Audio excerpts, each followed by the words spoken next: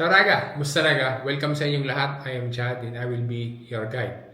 Raga, isi-share ko lang ulit sa iyo yung aking experience sa pag-aayos ng dokumento kasi I hope na ito ay makakapagbigay sa iyo ng info, ng idea para na sa ganun kung dumating sa punto na aayusin mo rin ito ay meron ka ng information at makakapag-decide ka ng ayos at makakadiskarte ka ng mas maayos. Ito ay regarding doon sa pagkuha ng Italian passport. Dahil nga tayo ay naging Italian citizen na, tapos ay nakakuha na ako ng karta identita. Ang sunod naman na step na kailangan na gagawin ay kumuha ng Italian passport. So dati ang proseso para ikaw ay makakuha ng Italian passport ay doon sa questura ka pupunta. Okay? Tapos ikaw ay, ngayon ang procedure ay kukuha ka ng appointment online and then pupunta ka doon sa questura at doon ka magpa-process.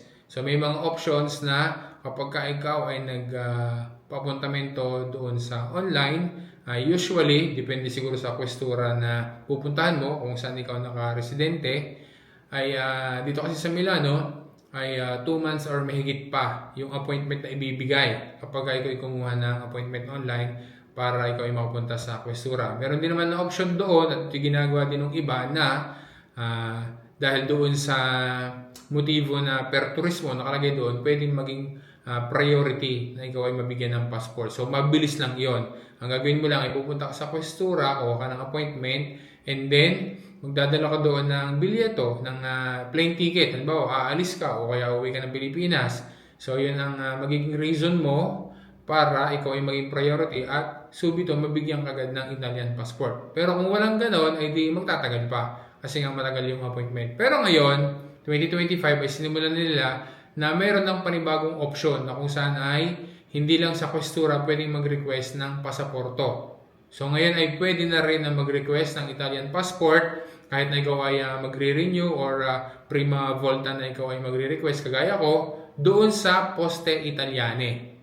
So yun ang good news na isi-share ko sa iyo kasi kung halimbawa na ikaw ay kagaya ko rin na hanggat maaari ay hindi pupunta ng questura kasi matagal maghihintay doon. Yan, ganyan. So, doon sa Poste Italiane, kapag ikaw ay kumuha ng appointment online, kasi by appointment din siya, ay mga 1 linggo lang makakakuha ka ng appointment. Tsatsagain mo nga laang. Ito ay service ng Poste Italiane na available sa buong Italia, pero hindi pa lahat ng mga komuni ay meron.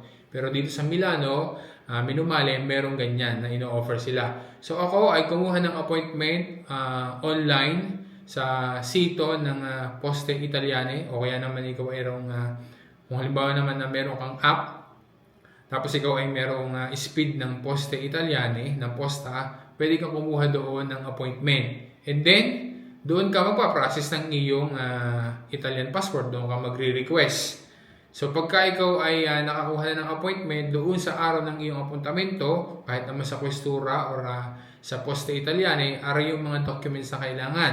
So dadalhin mo yung iyong karta identita na original na nakalagay doon na ikaw ay Italian citizen na. Magdadala ka din ng photocopy noon. Magdadala ka ng 2 piraso ng photo tessera na white background tas colored at maayos dapat yung picture.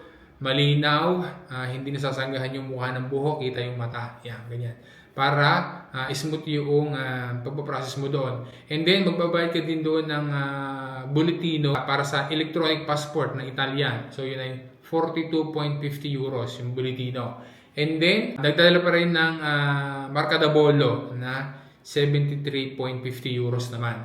Kapag ka ikaw ay sa questura nagpunta, alam ko walang babayaran doon. Pero pag ikaw ay sa poste nagpunta, doon ka nag-request, meron itong babayaran na 14 euros, 14 qualcosa na babayaran doon dahil doon sa service na ibinigay nila. And then meron ding option, kasi mabilis lang yun interviewin ko doon, may pipirmahan, kukunin ng mga documents, magpifingerprints ka doon mismo sa posta. And then kapag ka ready na, it will take about 4 to 6 weeks, yun nasabi, para ma-release yung Italian passport. Kapag na-release na yung Italian passport, may 2 options para ma-retiro mo yung bago mo na Italian passport. Una ay sasabihin nila doon sa iyo kung saan questura ikaw pupunta para doon mo riretiruhin yung iyong bagong release na Italian passport. Meron din naman na option na pwedeng i-consenya doon sa iyong bahay kung saan mo gustong ipakonsenya yung iyong bagong passport. Pero may additional ulit siya na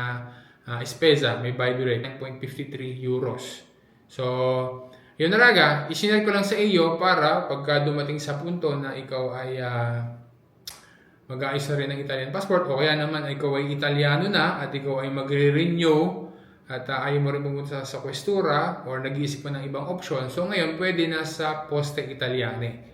Doon ka magre-request or magre-renew ng iyong Italian passport. Ayun raga, sana ay nakapagbigay sa iyo ng info ang short video na aray para magkaroon ka ng idea at makapag-decide ka, makadiskarte ka, mapagplanuhan mo ng maigi kung paano mo ipaprocess, i-request or i-renew ang iyong Italian passport. Maraming salamat talaga sa pagtitiwala mo at saka sa panonood mo. Sana ma-share mo rin sa iba para maging informed din sila.